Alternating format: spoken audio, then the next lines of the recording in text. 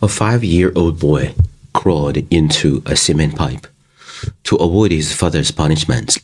Later, a headless corpse, holding its head in hand, dragged its leg and locked its bleeding eyes on him. Hello everyone, welcome to Alex's Story Time. I am Alex. Today I'm going to share a story from Qingdao, Shandong. This story is from a friend named Nan, who is older than me and was born in the 1970s. Both his parents are military veterans who were assigned to work at the Qingdao Police Bureau after leaving the army. They were both police officers. Now they're retired. Nan has an older sister, while his grandparents live in the rural areas of Qingdao. Nan was born and raised in Qingdao, and his family was originally very happy. However, when Nan was 5 years old, something happened that drastically changed his entire life. When Nan was young, there was a vacant plot near his home, which is now a very famous park in Qingdao. Back then, it was just a wasteland, piled with various construction materials such as sand and cement pipes. According to local elders, this place used to be an execution ground during the Qing dynasty. At that time, there were no executions by firing squad or lethal injection. Beheading was the only form of death punishment. Therefore, the local elders would not allow their children to play in this area. Nan's grandparents were no different. Every time Nan and his sister visited their grandparents, they would repeatedly tell them not to play in that vacant lot, as it was a place soaked with the blood of many people. Each time his grandma said this, Nan's father would express his dislike for hearing it, saying, "Mom, we're in the age of science now. Your stories don't sound good." Nan's father, a former soldier and now a police officer, strongly opposed his mother's words, especially during the Cultural Revolution, when such talk was extremely sensitive and dangerous. However, in those days, everyone was so poor. Children had almost no toys, not to mention comic books, animated cartoons, computers, or mobile phones. Children liked this place. The sand piles were great for playing, and the cement pipes were perfect for playing hide and seek. When Nan was 5 years old, just after the Cultural Revolution ended, one day when he and his sister were home alone, Nan, being a 5-year-old boy full of energy, did not want to stay at home. However, his mother had instructed them not to go out when she left.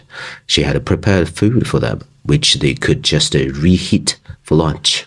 But being at home was just too boring, so Nan asked his sister to play hide and seek with him. His sister had no choice but to play along. Their home was small, and Nan planned to hide behind the large wardrobe in the bedroom. The wardrobe was not flush against the wall. There was a gap behind it. Though it was a small one, it was enough for Nan to squeeze into. As Nan's sister began to count, Nan squeezed hard into the gap between the wardrobe and the wall. However, the wardrobe was not stable, and with Nan pushing from behind, the entire wardrobe fell forward. Because it was tall, the top of it got stuck on the ceiling, and all the beddings, clothes, and bags inside fell out. Hearing the noise, Nan's sister ran into the bedroom and saw the floor covered with items. She and Nan had to pick up everything and put it on the bed together. The wardrobe was left leaning at an angle, and the two children did not have the strength to return it to its original position. Actually, it was quite dangerous. If the wardrobe has fallen on the children, it could have been extremely hazardous. When Nan's mother returned from the work and found the children unusually quiet, sitting well-behaved in the living room, she knew they must have caused some trouble. Indeed, upon entering the bedroom, she saw the bed covered with a mess of items, including her jewelry box. Some jewelry was spilled out on the bed as well. Her first thought was that it had been burglarized, but since the children were home, she called Nan's sister to ask her what had happened. The girl, not daring to lie, told her mother the truth. After hearing this, Nan's mother became very angry. She grabbed Nan, smacked his bottom, and said, "You wait until your father gets home. See how he deals with you." Then she went into the room to tidy up. After a while, when she came out to the living room, Nan had run out. His mother scolded his sister for not stopping him. She said she didn't notice and he just opened the door and ran out. Nan, fearing his father's punishment, had run out on his own. But where could a 5-year-old go? After walking for a while, he arrived at the vacant plot near his home. It was dinner time, and there were no children around. Everyone had gone home. Nan crawled into one of the cement pipes. The pipe was quite large for a 5-year-old. He couldn't stand up, but he could sit, lie down, or turn around inside. He just wanted to hide there for a while, but he fell asleep later unknowingly. Later, Nan was awakened by some noises.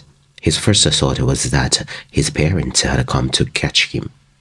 He opened his eyes, but made no sound, listening carefully to the noises outside. It was getting dark, and the surroundings were very quiet. The sound was coming from his left and getting louder and closer. He began to feel nervous, sat up, hugged his knees tightly, buried his head in the chest. He wanted to see, but dared not. The sound was of someone dragging a bag while walking, taking a step and pausing slightly before taking another step. This pause seemed to be for bending over to check each cement pipe. Nan was so scared that he almost stopped breathing, hugging his knees and listening to the sound getting closer, which should be arriving at the pipe he was in any moment. However, suddenly the sound disappeared. Nan was in the lowest cement pipe, and he was not tall enough to climb up to the second layer of the pipes. Nan felt that the person dragging the bag was right outside his pipe, waiting for an opportunity to grab him. He was really terrified, but he knew for sure it wasn't his parents coming for him. If it were his parents, they would at least call out his name. Nan thought, "My God, I should just go home, even if it means getting beaten by my dad." He made up his mind, then began to slowly turn around. He dared not to go out through the front opening. He wanted to turn around and ran from the back. He did not dare to make the slightest sound. After turning around, before he had time to run out of the pipe, Nan saw a sight that he would never forget for the rest of his life. He could only see up to the person's neck at the highest, then the body, all covered in blood, 2 legs and 1 arm, holding a blood-stained human head. One of the legs was broken, with the bone exposed. The sound Nan had just heard of dragging a bag was actually the sound of dragging a leg. Nan saw the scene, feeling as if he had been hit on the head with a hammer. He sat there in the cement pipe. His mind went blank. No shouting, no moving, completely stunned. But he still saw the head held in hand, the head with its 2 eyes wide open, a ferocious expression, staring at Nan. Nan was almost scared to death. His body fell backward, and then he lost consciousness. Nan's parents, along with neighbors and friends, searched everywhere for Nan and finally found him inside the cement pipe. When Nan's father picked him up, he found that he was burning with fever. His face was pale, and he had already fallen unconscious. His parents were very distressed and very angry. At first, they thought Nan had fallen asleep here and caught a cold, so they took Nan to the hospital. However, no matter injections or IV fluids, Nan still had a high fever. When his parents were at a loss, Nan's grandma came. How did Grandma know about the Nan's situation? It turned out that Nan's sister, who was very scared at home alone, ran to the police station where her parents worked and explained the situation to the duty officer, who then called the village where Grandma lived. The village head, who had the only phone in the village, told Grandma, "Go to the city to have a look. Your grandson is lost. The family is looking for him." At that time, ordinary people could not install telephones. These were the government-contacted telephones. They could not make private calls, nor were there any private numbers to call. Private individuals did not have telephones and could only connect through operators to government agencies. It was not until the late 1980s that telephones were gradually made available to the general public. But in those days, the installation fee was tens of thousands of yuan. So having a telephone at home meant either being a high-level governor or a big business owner, having power or money. Later, in the 1990s, pagers and Motorola's Dynatec 8000X, we call it Big Brother, mobile phone began to be popular, but only rich people could afford them. And after 2000, when ordinary people started using Nokia, Philips, and Samsung non-smartphones, they also went through a similar process. Okay, everybody, back to the story. Grandma was very worried and borrowed a donkey cart from a neighbor, which is a wooden cart pulled by a donkey, and went to the city. She first arrived at Nan's home, where Nan's sister was asleep and a neighbor's aunt was watching her. Grandma learned from the neighbor that the child had gone to the hospital. She thanked the neighbor and rushed to the hospital. When Grandma arrived at the hospital and saw her grandson Nan, she pulled Nan's father out of the ward and said, "The child is not catching a cold normally. He was scared by evil spirits, and he must have seen something impure." Nan's father also panicked. So at this time, he did not see that his mother's views were wrong. Grandma asked him to find chopsticks, rice, incense, and other things, and he hurriedly prepared them. When everything was ready, Grandma drove everyone out of the ward and dealt with this matter alone in a ward until close to 2 a.m. Grandma came out of the ward, sweating profusely and very tired. Nan's parents asked what happened, and Grandma severely criticized Nan's father. "How many times have I told you? Don't go to that place. Don't go to that place. You don't believe what I say. You take my words as nonsense." The child encountered a beheaded ghost. The grievance of this ghost is very heavy. After death, he doesn't know where his head is, and carries his head around to look for it. The child must have been scared by this thing. But now it's okay. I called his soul back, and he will be fine after taking some medicine and resting. Then the father still did not believe it and said, "Mom, this is a hospital. It's not good if the doctor hears you. This is a new era. How can there be any beheaded ghosts? He just made trouble at home and was afraid I would beat him." Grandma glared at her son and said, "I don't care if you believe or not, and I won't argue with you.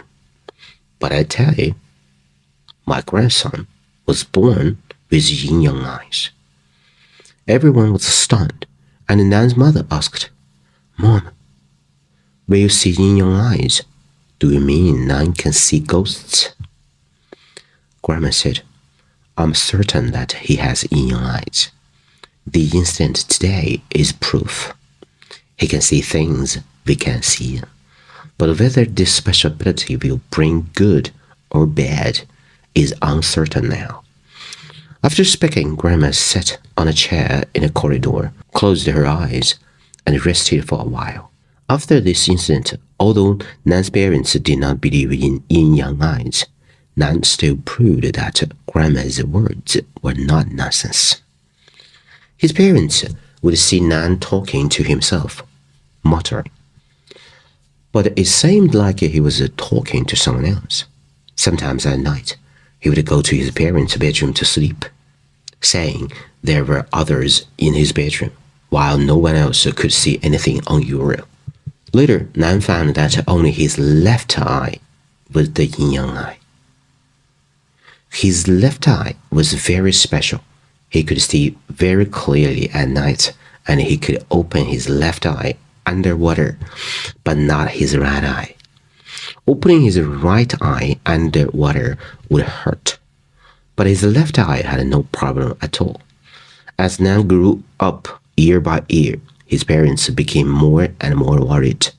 They believed Grandma's words, but they thought it was not a good thing.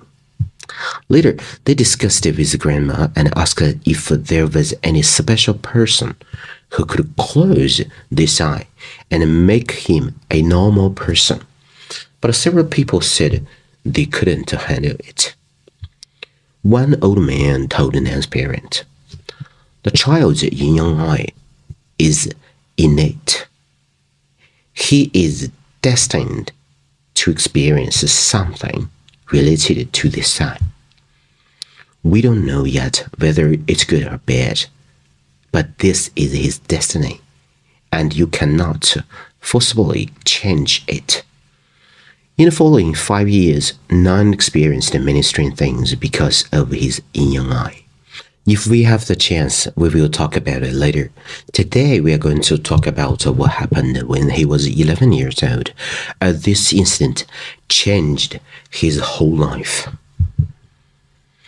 That summer in Qingdao was particularly hot, and Nan pestered his father to go to the seaside. Qingdao is a coastal city, and everyone goes to the seaside in the summer. However, Nan's father was very busy with work until one day when he had a day off, and Nan asked him to the seaside again.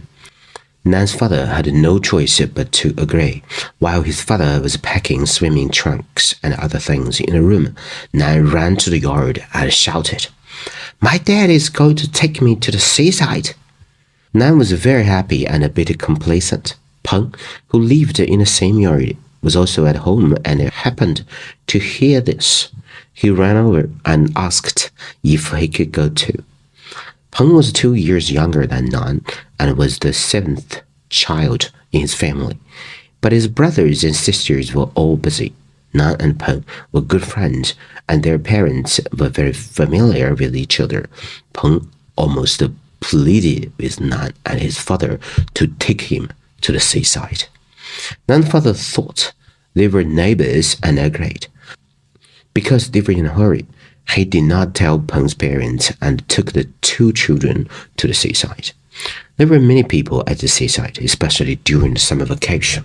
Most of the people were playing on the shore, but Nan and Peng swam into the distance like untied wild horses. Nan's father shouted from behind, "Don't swim any further. Stay there and don't go any further." The 2 children agreed, but in fact, they were still swimming forward. It was a very hot day. The sun was strong and the water was warm. However, while swimming, suddenly Nan felt the temperature of the sea water dropping rapidly, and a wind sprang up. The wind blew, and Nan got goosebumps on his body. He stopped and dared not to continue swimming. He looked around and found out he was only with Peng nearby. Looking at the seaside, his father was waving at him, shouting at them, but he could not hear anything. He felt that the surroundings were very quiet, and the atmosphere was very oppressive. The water was very cold, and the wind was very cold too. However, where his father was sitting, many people were happily playing in the water and laughing, with the sun shining brightly. This small area of the sea seemed to have become 2 completely separated worlds. Nan was still in a daze when something under the water touched his leg. He felt that this thing was extremely cold, just like falling into the water in winter. He took a breath and dove under the water to see, opening his left eye. My God, just below Nan, there was a woman with long hair. She was trying to stretch out her arms to grab him. And this woman was not wearing a swimsuit, but ordinary clothes, like a cotton clothes, which seemed to be inflated balloons in the water. The woman saw Nan through the gaps in her hair, and she realized that Nan could see her. Nan knew that the woman in the water was a water ghost, and he also knew that it was time to try his best to escape. He poked his head out of the water immediately and was about to swim back when both of his legs cramped, which was very painful, and waves kept slapping his face one after another. Peng noticed that Nan was not normal now and shouted, "Nan, let's swim back. The wind is picking up." Nan shouted, "Peng, my legs are cramped. Come and save me." Peng, who had already turned around and was swimming back, heard this and turned around immediately and swam towards him. He was about to reach Nan's side when Peng was hit in the face by a wave, and Peng choked on water. He was about to surface and reach out to grab Nan's arm, but when he finally surfaced, he rolled his eyes and his hand hit Nan's face directly. Then Nan found that Peng had pressed his head and was pushing him underwater. Nan lost his balance, and in a panic, he pushed Peng's hand away with his hand, slightly opened his left eye, and saw that the woman had already grabbed Peng's feet. Peng had already choked on water, and his limbs were desperately struggling to get back to the surface, but his body was pulled underwater by the woman. Then the woman smiled at Nan, a strange, mocking smile. Nan was extremely scared. Returning to the surface immediately, waved his arms and smashed the water, shouting for help. Adults on the shore heard it, and Nan's father also heard it, and rushed over quickly. Nan shouted to his father, "Peng is drowning! Peng is drowning!" His father held Nan and swam to the shore. Nan was trembling all over. After making sure his son was safe, Nan's father returned to look for Peng immediately. There were already 4 or 5 people looking for Peng, but unfortunately, they failed to find Peng's body. Everybody, we can imagine how troublesome this incident was. Taking a neighbor's child to swim without informing the neighbor, going to the seaside and drowning, even failing to find the body back. Nan's father suffered a great blow. Although Peng had begged him to take him, he had an inescapable responsibility. Of course, this was an accident, and Nan's parents compensated Peng's parents with a large sum of money to settle the matter. It can be said that both families suffered a great blow. When Nan returned home, he fell ill. He told his parents and sister every day that there were many people in the room watching him by bedside. Later, he said that Peng had come and was watching him at the door. What was even more terrifying was that Nan's parents found a patch of water stains at the door of Nan's bedroom. Nan's illness took a long time to heal. He had a fever, vomited, and had a headache that made him unable to sleep at night. Moreover, his left eye began to protrude outwards, bit by bit, and finally the whole eye bulged out, filled with blood vessels. Nan's parents took him to all the hospitals in Qingdao, but no one knew how to solve the problem. They could only go to Jinan, the provincial capital, to find a military hospital where they found the cause of the problem. There was a tumor in Nan's brain. Nan's parents stopped working, took a long-term leave, and prepared to sell their property to treat Nan's illness. Finally, after examination, the tumor was benign and was successfully removed through surgery. Nan took a long time to recover, and the family spent all their money and owed a lot of debts. But in any case, Nan was still alive. One day, Nan said to his parents, "I can't see anymore." His mother asked, "What can't you see?" Nan said, "A while ago, in hospital, at night, I saw many people walking around, not doctors or nurses. And now I can't see them all." His mother said, "This is good, my son." His left eye finally became a normal eye. However, Nan's left eye's vision dropped rapidly, and soon it was completely blind. Until today, Nan's left eye looks different from a normal one. The eye is turbid, protruding outwards, just like a fake eye, very frightening. After leaving the hospital, his family looks for many people to help Nan regain his vision, but no one had a solution. One of them said, "Your child encountered a water ghost.